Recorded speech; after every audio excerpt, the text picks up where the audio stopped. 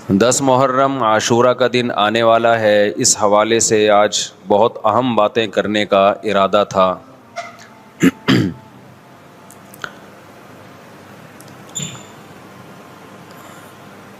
محرم میں کیا کرنا چاہیے، کربلا کا واقعہ اصل ہے کیا؟ کربلا کے واقعے پر تو میں ایک پورا بیان چند سال پہلے ریکارڈ کروا چکا ہوں، لیکن اس واقعے سے اہم سبق کیا ملتے ہیں؟ محرم میں ہم کون سے ایسے کام کر رہے ہیں جس سے ہم اللہ کے غضب کے مستحق ٹھہر رہے ہیں؟ محرم میں کیا کیا ہو رہا ہے میں آپ کو بتاتا ہوں۔ ان میں سے کوئی بھی عمل نہ ہمیں قرآن سے ملتا ہے نہ صحابہ سے ملتا ہے ہمیں۔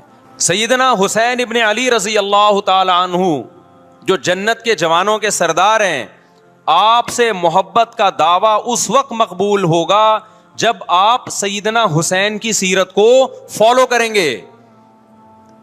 رونا پیٹنا ماتم کرنا یہ سیدنا حسین اور اہل بیت کی سیرت نہیں ہے۔ اس بات میں دو رائے نہیں ہو سکتی کہ سیدنا حسین رضی اللہ تعالی عنہ کو جو کربلا میں شہید کیا گیا یہ کائنات کا بدترین ظلم تھا۔ جس نے آپ کی گردن مبارک پہ تلوار رکھی اس کی بدبختی میں دو رائے نہیں ہو سکتی۔ بہت ہی کوئی شقی اور بدبخت جو نواسہ رسول صلی اللہ علیہ وسلم کے قتل کی طرف بڑھا، بہت ہی کوئی بدبخت اور بدنصیب جو کوفہ کے گورنر ابن زیاد کے کہنے پر نواسہ رسول سے لڑنے کے لیے نکلا،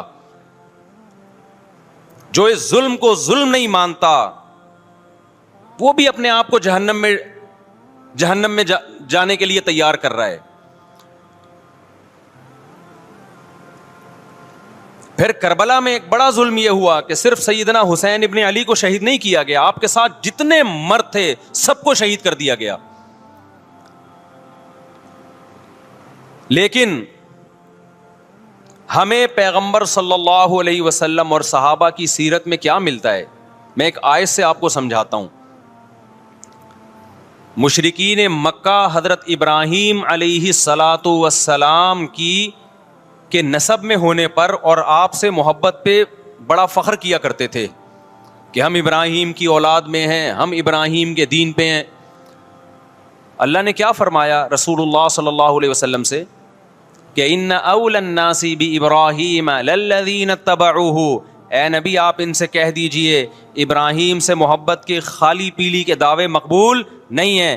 ابراہیم کے زیادہ حقدار وہ ہیں جو ابراہیم علیہ السلام کی اتباع کرتے ہیں، اور یہ پیغمبر اور صحابہ یہ ابراہیم علیہ السلام کے دین کو فالو کرتے ہیں، اور تم ابراہیم کے دین کو فالو نہیں کر رہے، ان سے محبت کے دعوے دار ہو۔ تو خالی محبت کے دعوے داری اللہ کے ہاں مقبول نہیں ہے۔ اللہ کے ہاں وہ محبت کی دعوے مقبول ہیں جس میں آپ محبوب کو فالو کر رہے ہوں۔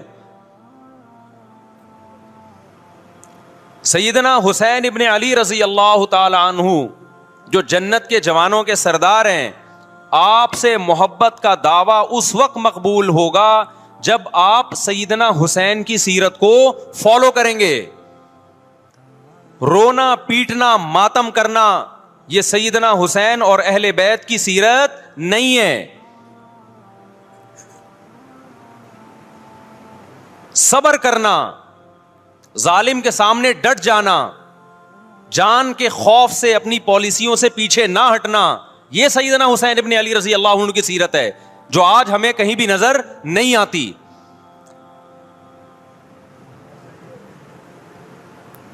تو ہم نے بھائی دیکھنا ہے صحابہ کا طرز عمل کیا تھا۔ آپ بتاؤ صحابہ کو سیدنا حسین سے محبت تھی یا نہیں تھی؟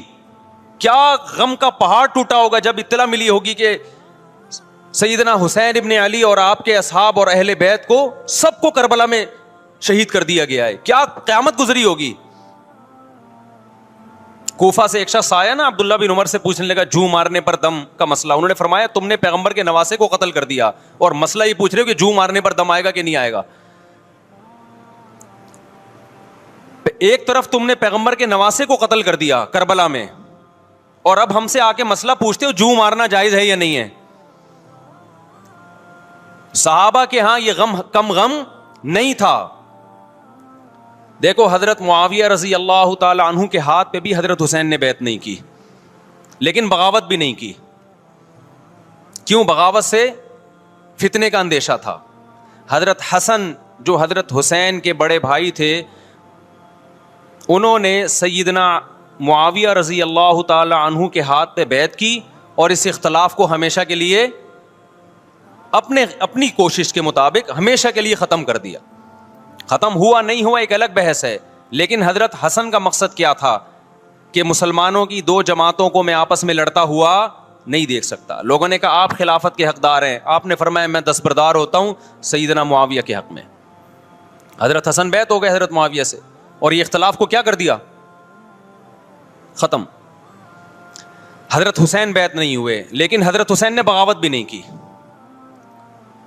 ہر ایک کی اپنی رائے تھی، حضرت حسن کی اپنی رائے تھی. ان کا خیال تھا کہ بیعت ہونا مسلمانوں کے لیے زیادہ مفید ہے، ایک پاورفل حکومت ہوگی، ایک طاقتور ریاست ہوگی، ورنہ لڑتے رہیں گے آپس میں. حضرت حسین کا موقف یہ تھا کہ میں بغاوت تو نہیں کروں گا لیکن بیعت بھی نہیں ہوں گا، کیونکہ اگر بیعت ہو گیا تو اس سے جو خلفائے راشدین کے دور میں جو خلیفہ کی سلیکشن کا طریقہ تھا وہ طریقہ ختم ہو جائے گا. تو میں اگر اس طریقے کو نہیں لا سکتا تو اس کے خلاف کو پروموٹ بھی نہ کروں میں. یہ بھی ایک رائے تھی. میں سمجھا پا رہا ہوں اپنی بات؟ بھائی رائے کا اختلاف ہوتا ہے نا. نبی صلی اللہ علیہ وسلم نے فرمایا اذا اجتہد المجتہد فإن اصاب فلہ اجران وإن اخطأ فلہ اجر واحد. جب کوئی مجتہد اللہ کی رضا کو سامنے رکھ کے اجتہاد کرتا ہے، صحیح اور غلط کا فیصلہ کرنے بیٹھتا ہے، رائے یعنی اس کا مقصد اللہ کی رضا ہو، تو اگر وہ درست نتیجے پہ پہنچے تو 2 ثواب، غلط نتیجے پہ پہنچے تو بھی 1 نیکی اس کو ملتی ہے، اس لیے کہ اس کے بس میں جو خیر خواہی کا کے لیے جو تھا وہ اس نے کر دیا. رائے کا اختلاف ہوتا ہے. تو حضرت حسن رضی اللہ تعالیٰ عنہ بیعت ہوئے حضرت معاویہ کے ہاتھ پہ. سیدنا حسین نہ بیعت ہوئے اور نہ آپ نے بغاوت کی، خاموشی اختیار کی. حضرت معاویہ رضی اللہ تعالی عنہ نے سیدنا حسین کو تلوار کی زور سے بیعت پر مجبور نہیں کیا، بلکہ نواسہ رسول کا خیال کیا اور وصیت بھی کی لوگوں کو. لیکن جب حضرت معاویہ کے بعد یزید جانشین ہوا، اس کی سب سے بڑی غلطی یہ تھی کہ اس نے نواسہ رسول صلی اللہ علیہ وسلم اور آپ کے ساتھ جو چند اہل بیت اور چند صحابہ تھے، اس وقت بھی حضرت حسین نیوٹرل تھے. نہ حضرت حسین نے بغاوت کا ارادہ کیا اور نہ بیعت کرنے کا ارادہ کیا. یزید ابن معاویہ کو چاہیے تھا کہ سیدنا حسین رضی اللہ عنہ کو اپنے حال پہ چھوڑ دیتا، اپنے والد کی طرح.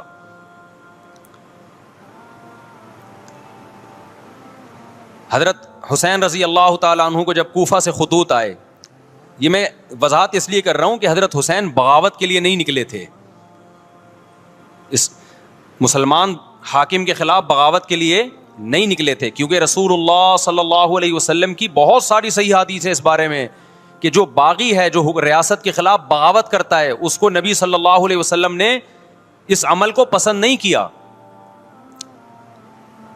تو حضرت حسین رضی اللہ تعالیٰ عنہ کو کوفہ سے خطوط آئے کہ یہاں سارے کے سارے لوگ آپ کے ہاتھ پہ بیعت کرنے کے لیے تیار ہیں. ظاہر ہے جب کسی علاقے کے لوگ دارالخلافہ ہو اور سب بیعت ہونے کے لیے تیار ہوں تو پھر آپ کا جانا یہ بغاوت کا عمل نہیں کہلاتا.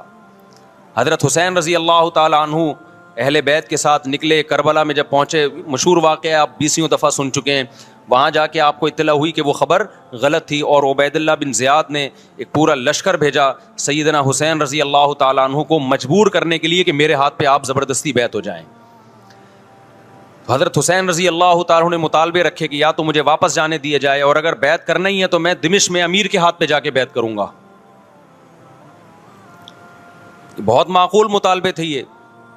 میرا مقصد ابھی کربلا کا واقعہ بیان کرنا نہیں ہے، اس پہ بہت کچھ کہا جا چکا ہے، خود میرا بھی بیان اس پہ تفصیل سے ہو چکا ہے. اس کے بعد بھی سیدنا حسین رضی اللہ تعالیٰ عنہ کو مجبور کرنا کہ عبید اللہ بن زیاد جو بدبخت انسان جو قاتل تھا اہل بیت کا، اسی کے ہاتھ پہ لازمی بیعت ہوں، جبکہ وہ امیر بھی نہیں ہے، وہ گورنر ہے ایک علاقے کا. تو نواسہ رسول کا خیال نہ کرنا یہ بدترین ظلم تھا جو اس وقت حکومت سے ہوا ہے. حضرت حسین رضی اللہ تعالیٰ عنہ, دیکھو نبی صلی اللہ, آج ہم دیکھتے ہیں کہ جو بڑا آدمی ہوتا ہے نا, اس کی قربانیاں ہوتی ہیں, اس کی بڑی بڑی قربانیاں ہوتی ہیں. چھوٹے اپنے بڑوں کی قربانیوں کو کیش کراتے ہیں. آپ نے دیکھا ہوگا فلاں نے بڑی قربانیاں دیں اور بچے موج کر رہے ہیں, دیکھا نا آپ نے. لیکن اللہ تعالیٰ نے رسول اللہ صلی اللہ علیہ وسلم کے نسب کو اس سے محفوظ کیا. ہمارے نبی کے 2 بیٹے حسن حسین, آپ کی نسل حضرت فاطمہ سے چلی ہے, دونوں شہید ہوئے ہیں. اس میں بہت بڑی حکمت تھی کہ پیغمبر صلی اللہ علیہ وسلم نے سب سے پہلے تربیت اپنے گھر والوں کی ہے. آج لوگ باہر فنٹر بنے ہوئے ہوتے ہیں, تبلیغیں کر رہے ہوتے ہیں, اپنے گھر کی ان کو پرواہ نہیں ہوتی. نبی صلی اللہ علیہ وسلم نے سب سے پہلے جو تربیت کی ہے, کس کی ہے؟ حضرت حسن اور حسین کی ہے. تو جب کربلا میں آپ کو چاروں طرف سے گھیر لیا گیا اور آپ کو مجبور کیا گیا کہ آپ نے ابن زیاد کے ہاتھ پہ بیعت کرنا ہے, تو آپ نے اس ذلت کو گلے لگانے سے انکار کر دیا. آپ کو 100% یقین تھا کہ اتنے بڑے لشکر کے سامنے میں ٹھہر نہیں سکتا, اسباب کی دنیا میں فتح کی امید نہیں ہے. لیکن حضرت حسین رضی اللہ تعالی عنہ نے لڑنے کا فیصلہ کر کے اور شہادت کو قبول کرنے کا فیصلہ کر کے ابن زیاد اور اس زمانے کے حکمران جو اس قتل پہ راضی تھے, قیامت تک کے لیے ان پہ لعنت کے سلسلے کا دروازہ کھول دیا. بعض دفعہ اللہ بھی یہ چاہتے ہیں کہ بدبختوں کو ڈھیل ملے تاکہ ان کا جرم سنستدرجہم من حیث لا یعلمون. قرآن کہتے ہیں نا, ہم ان کو ڈھیل دیں گے, ان کو برائی میں ہم آگے بڑھنے دیں گے, ایسے بڑھنے دیں گے کہ ان کو خود بھی پتہ نہیں چلے گا, تاکہ قیامت کے دن ان کا عذاب ان کو کئی گنا بڑھا کر دیا جائے. اب میرے بھائی ہمارے لیے کیا سبق ملتا ہے؟ جب یہ واقعہ ہوا عالم اسلام میں کوہرام مچ گیا, لیکن کیا اس واقعے کے بعد اہل بیت کی جو مقدس اور پاکیزہ عورتیں تھیں, کیا انہوں نے نوحہ کیا یا صبر کیا؟ آپ کا ضمیر کیا کہتا ہے, انہوں نے نوحے پڑے ہوں گے یا صبر کیا ہوگا؟ بولو بھائی, صبر کیا. عبداللہ بن عمر رضی اللہ تعالیٰ عنہ جو کوفہ والوں کو ملامت کیا کرتے تھے کہ تم جو مارنے کے مسئلے ہم سے پوچھتے ہو, تم نے حسین کا قتل کر دیا, تو یہ حضرت ابن عمر نے اسی لیے کہا نا کہ آپ کو اس کا غم ہوا تھا. تو ابن عمر کا عمل کیا تھا؟ کیا انہوں نے ماتم کیا؟ کیا انہوں نے چھروں سے اپنے آپ کو مارا؟ حضرت حسین کا قتل بھی ظالمانہ, اور اس سے پہلے سیدنا عثمان کا قتل بھی ظالمانہ. اگر نوحہ یا ماتم جائز ہے تو حضرت عثمان کی شہادت کے دن بھی جائز ہے, حضرت حسین کی شہادت کے دن بھی جائز ہے. اور اگر ناجائز ہے تو جیسے عثمان کی شہادت کے دن ناجائز, حسین کی شہادت کے دن بھی ناجائز ہے. سمجھ میں آ رہی ہے بات کہ نہیں آ رہی ہے؟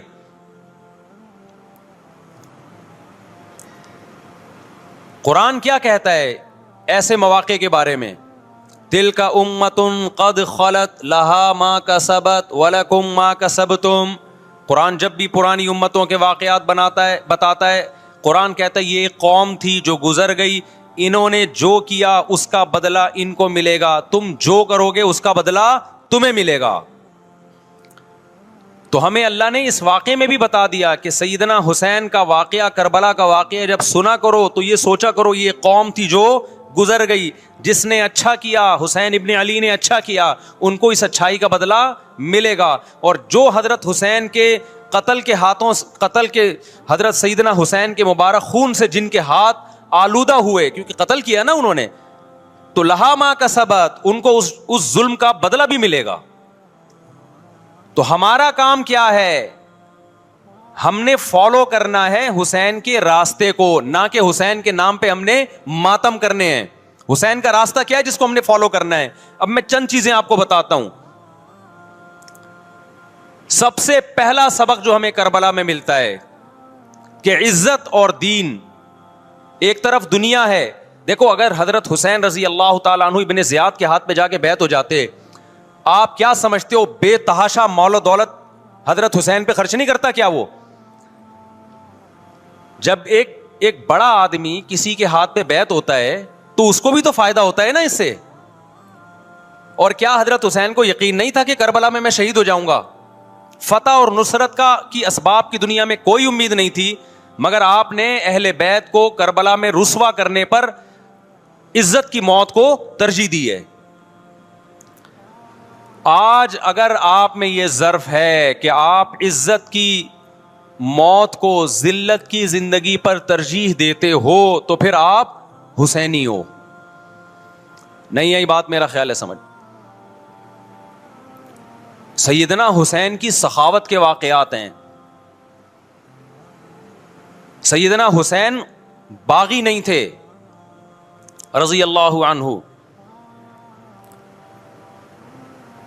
پھر جو اہل بیت کا طرز عمل کیا تھا، محرم میں کیا کیا ہو رہا ہے میں آپ کو بتاتا ہوں۔ ان میں سے کوئی بھی عمل نہ ہمیں قرآن سے ملتا ہے نہ صحابہ سے ملتا ہے ہمیں۔ تو ما انا علیہ و اصحابی جو جنتی فرقہ ہوگا اس کی جو علامتیں ہیں، تو جب آپ ان علامتوں کے خلاف چلو گے، صحابہ اور تابعین کو فالو نہیں کرو گے، تو آپ پھر اپنے آپ کو سنی کہنا چھوڑ دو۔ آپ بتاؤ مجھے اسلام میں کوئی مہینہ منحوس ہے؟ بولو نا، کوئی مہینہ منحوس ہے؟ تو آپ محرم کو منحوس کیوں کہتے ہو؟ لوگ مجھے کہتے ہیں مفتی صاحب فرقہ واریت پھیلا رہے ہیں۔ دیکھو، فرقہ واریت جب پھیلا رہا ہوں جب میں کسی فرقے کے خلاف آپ کو کر رہا ہوں۔ میرے بیان شیعہ لوگ بھی سنتے ہیں، ملتے بھی ہیں، بہت دفعہ ایئرپورٹ پہ ملاقات ہوئی، بڑی عزت سے ملے، میں شیعہ ہوں لیکن آپ سے محبت کرتا ہوں۔ یہاں مسجد میں بھی آتے ہیں، میں نے کبھی کسی پہ طنز نہیں کیا۔ اس لیے میں بار بار کہتا ہوں، جو شیعہ کا مذہب ہے اس کو کرنے دو، وہ سبیلے لگاتے ہیں، آپ ان کو مت چھیڑو، جا کے تنگ نہ کرو ان کو۔ وہ ماتم کرتے ہیں، آپ ان کو مت چھیڑو۔ وہ نوحے کرتے ہیں، وہ نوحے پڑھتے ہیں، آپ ان کو مت چھیڑو۔ لیکن آپ اپنی پوزیشن واضح کرو کہ آپ شیعہ ہو یا آپ سنی ہو، آپ تو ایک طرف ہو جاؤ نا۔ محرم میں اگر آپ مرثیے لگا کے گھوم رہے ہو گاڑیوں میں، اٹ مینز آپ سنی نہیں ہو۔ آپ نبی صلی اللہ علیہ وسلم کی حدیث ہے ہمارے پاس، ہم اہل سنت والجماعت ہیں، ہم سنت کو فالو کرتے ہیں۔ تو سنت کیا کہتی ہے؟ میتوں پہ گریبان چاک کرنا، میتوں پہ چیخ و پکار کر کے رونا۔ آپ نے فرمایا لیس منا، وہ ہم میں سے نہیں ہے، اور اس عمل پہ آپ صلی اللہ علیہ وسلم نے لعنت فرمائی ہے۔ لوگ کہتے ہیں حسین کی یاد میں رونا نبی کی سنت ہے۔ نبی صلی اللہ علیہ وسلم کو جب جبریل نے بتایا کہ حسین شہید ہوں گے، آپ روئے، اس لیے کہ اس وقت آپ کو یہ خبر ملی تھی۔ لیکن کیا ہر محرم میں آپ نے رونے کا پروگرام کیا ہے؟ یا صحابہ کو بیٹھ کے باقاعدہ رلایا ہے آپ نے؟ کیا ہو گیا بھائی؟ آپ کو بھی جب کربلا کا واقعہ کی خبر ملی، آپ کی آنکھوں میں آنسو آ جائے، یہ نیچرل ہے، یہ حسین سے محبت کی علامت۔ لیکن ہر محرم میں باقاعدہ بٹھا کے رونے کا پروگرام کرنا، یہ حسین سے محبت کی علامت نہیں ہے، بلکہ شریعت میں ناجائز ہے یہ غموں کو بڑھانا۔ یہ کہاں سے جائز ہو گیا؟ حضرت عثمان بھی تو شہید ہوئے تھے، نبی صلی اللہ علیہ وسلم کے داماد تھے، ان کی یاد میں آپ رونے کو سنت کیوں نہیں کہتے؟ ہماری نظر میں حسین کا قتل بھی بہت بڑا ظلم، اور سیدنا عثمان کا قتل بھی بہت بڑا ظلم تھا۔ دونوں مظلوم تھے، دونوں مظلوم شہید تھے، ہمیں دونوں کی شہادت پہ غم ہے، لیکن اب اس غم کو مناتے نہیں ہیں۔ اسلام میں غم منانا سنت نہیں ہے۔ دیکھو جعفر طیار رضی اللہ عنہ، نبی کے چچا زاد بھائی، اہل بیت، جب آپ صلی اللہ علیہ وسلم نے ان کو لڑائی کے لیے میدان جنگ میں بھیجا، رومیوں سے لڑائی تھی، حضرت جعفر طیار کی 4 بیویاں تھیں۔ جب نبی صلی اللہ علیہ وسلم مسجد نبی میں بیٹھے، آپ کو فرشتوں نے اطلاع دی کہ جعفر طیار شہید ہو گئے۔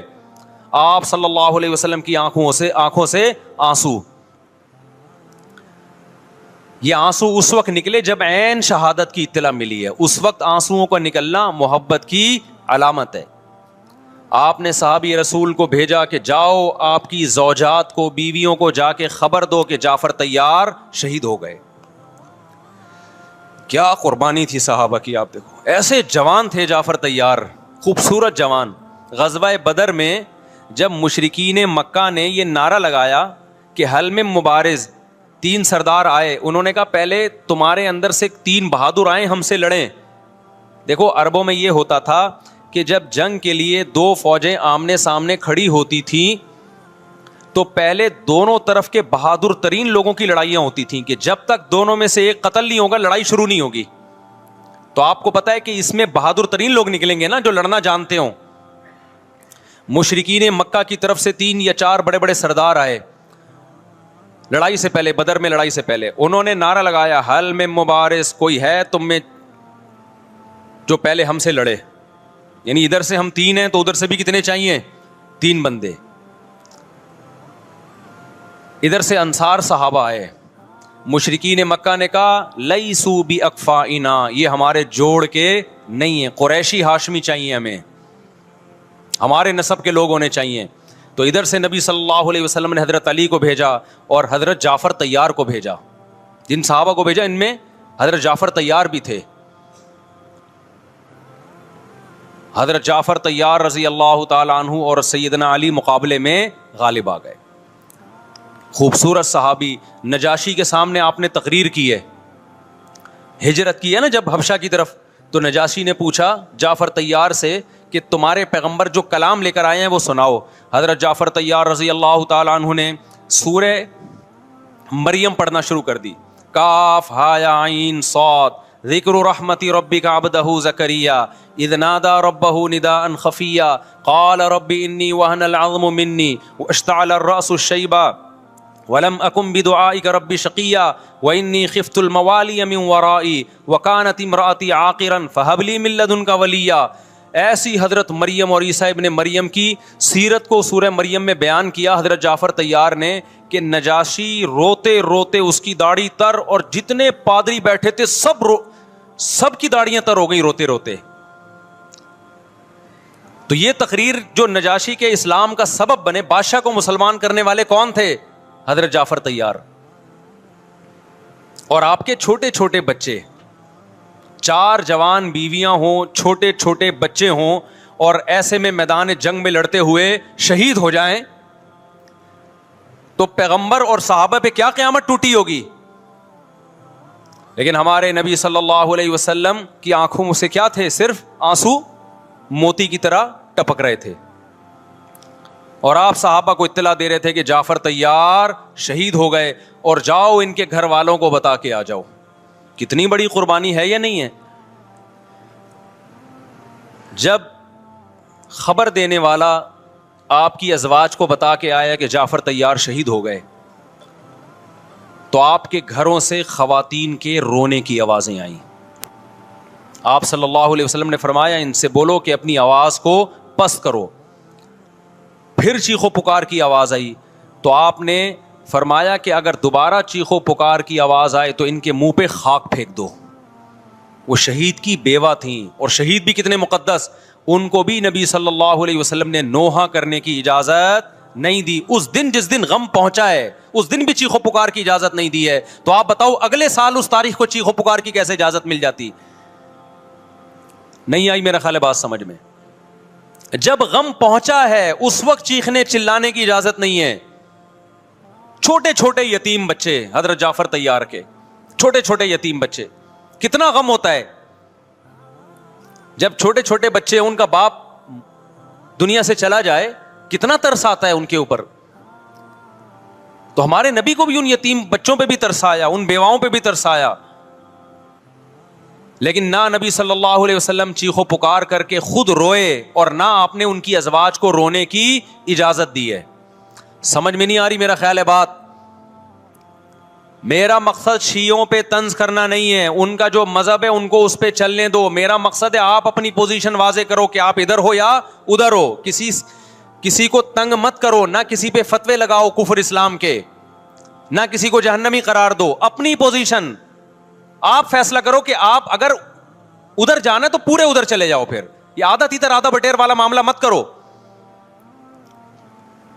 وہ ان کا مذہب ہے بھائی, ان کے علماء ان کو بتاتے ہیں کہ محرم میں کالے کپڑے پہننے ہیں, محرم میں ماتم کرنا ہے, محرم میں کو منحوس سمجھنا ہے, اس میں شادی بیانی کرنا. ان کے علماء ان کو بتاتے ہیں, ان کو چلنے دو اس پر. دنیا میں بہت سے فرقے ہیں, بہت سے مذہب ہیں, ہم کسی کو نہ ختم کر سکتے ہیں نہ کسی کے خلاف نفرت پیدا کر سکتے ہیں. اس سے کوئی چیز حاصل نہیں ہوگی.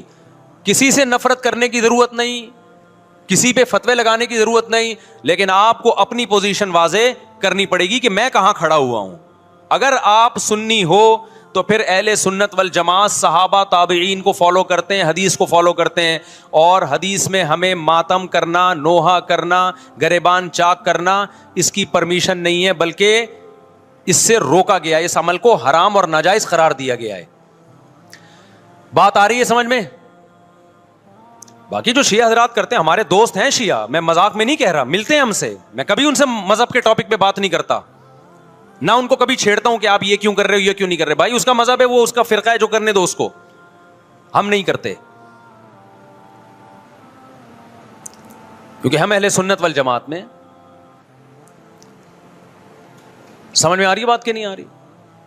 پھر ربیع الاول کا مہینہ آئے گا, اس میں بھی آپ اپنی پوزیشن واضح کرو,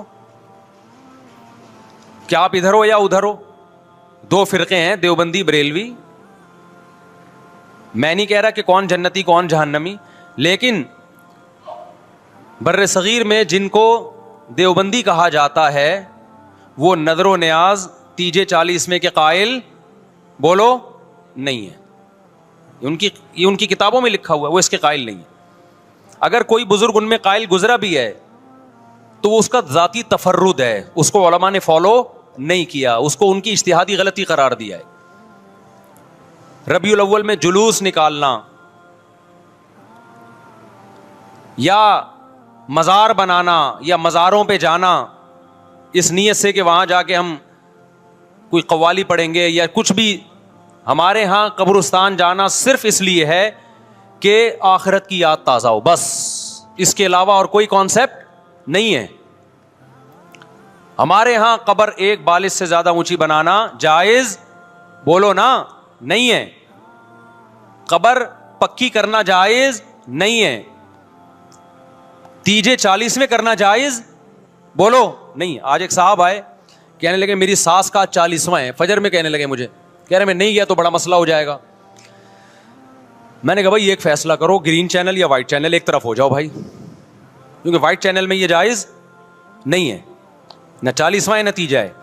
اب لوگ مذاق اڑاتے ہیں مر گیا مردود نہ فاتحہ نہ درود. بھائی کچھ بھی کہتے رہو تو پھر پورے ادھر کو ہو جاؤ, یا تو پورے وائٹ ہو جاؤ یا پورے کیا ہو جاؤ, پورے گرین ہو جاؤ. پھر تیجا بھی کرو, 40واں بھی کرو, برسی بھی کرو, اور پھر اس کے بعد جھنڈے بھی لگاؤ ہرے رنگ کے. میں نہیں کہہ رہا دیوبندی صحیح ہے یا بریلوی صحیح ہے, دیکھو میں یہ بحث نہیں کر رہا, میری بات کو غلط نہ لے کے جانا. میں کہہ رہا ہوں آپ اپنی پوزیشن واضح کرو, صحیح غلط تو اگلا مرحلہ ہے, آپ کیا ہو آپ کو تو یہی نہیں پتا چل رہا. آپ ربیع الاول میں ہرے جھنڈے لے کے گھوم رہے ہو, رمضان میں آپ وائٹ چینل بنے ہوئے ہو, محرم میں آپ بلیک چینل بنے ہوئے ہو, تو پتہ ہی نہیں چل رہا تو ہے کیا بھائی. جب 73 فرقوں میں ایک جنتی ہے تو ایک کو فالو کرو نا جس کو جنتی سمجھتے ہو. اگر آپ سمجھتے ہو کہ بلیک چینل یا شیعہ فرقہ جنتی ہے تو پورے شیعہ ہو جاؤ بھائی. اگر آپ سمجھتے ہو بریلوی فرقہ جنتی ہے تو پورے بریلوی ہو جاؤ. تو جس کو سمجھتے ہو وہ بن جاؤ, لیکن پورے بنو, ادھورے مت بنو, آدھا آدھا نہ لو. بات سمجھ میں آ رہی ہے؟ میں پھر بتا رہا ہوں, نہ میں کسی کو جنتی کہہ رہا ہوں نہ جہنمی. میں یہ نہیں کہہ رہا دیوبندی جنت میں جائیں گے یا بریلوی جائیں گے یا شیعہ جائیں گے, یہ تو اللہ فیصلہ کرے گا. ہم تو وہ کریں گے جو ہماری کھوپڑی میں آ رہا ہے. ہماری کھوپڑی میں یہ آ رہا ہے کہ جس کو بھی کرو تو ایک کو کرو پورا, تاکہ ایک طرف ہو جاؤ. آدھے تیتر آدھے بٹیر مت بنو آپ, اور دوسرے کو چھیڑو بھی نہیں, چھیڑنے کی بھی ضرورت نہیں ہے. کوئی جو کر رہا ہے کہ بھائی اس کا مذہب ہے. دیکھو ہندو مندر میں جاتا ہے نا, ہماری رائے کے مطابق صحیح کر رہا ہے غلط کر رہا ہے, غلط کر رہا ہے, لیکن ہم چھیڑتے ہیں کیا؟ اسلام نے اجازت دی اس کو چھیڑنے کی کہ ہندو جا رہا ہے اس کو پکڑ کے لا کیوں جا رہا ہے بھائی؟ اسلام بولا ہے بھائی لکم دینکم ولی دین, تمہارے لیے تمہارا دین, ہمارے لیے ہمارا دین. لا اکراہ فی الدین, دین میں زبردستی نہیں ہے, جو کر رہا ہے اس کو کرنے دو. تبھی اسلامی تاریخ میں کوئی ایک مندر بھی ہمارے علم میں نہیں ہے کہ اس میں ہندوؤں پہ پابندی لگی ہو کہ مندر نہیں جا سکتے. جب تک اسلامی حکومتیں رہی ہیں, ہندوستان میں 1000 سال مسلمانوں نے حکومت کی ہے. اگر ہندوؤں کو مندر جانے سے روک دیتے تو آج یہ مندر ختم ہوتے. اسلامی حکومت جب ختم ہوئی ہے تو بھی مندر لاکھوں کی تعداد میں مندر تھے.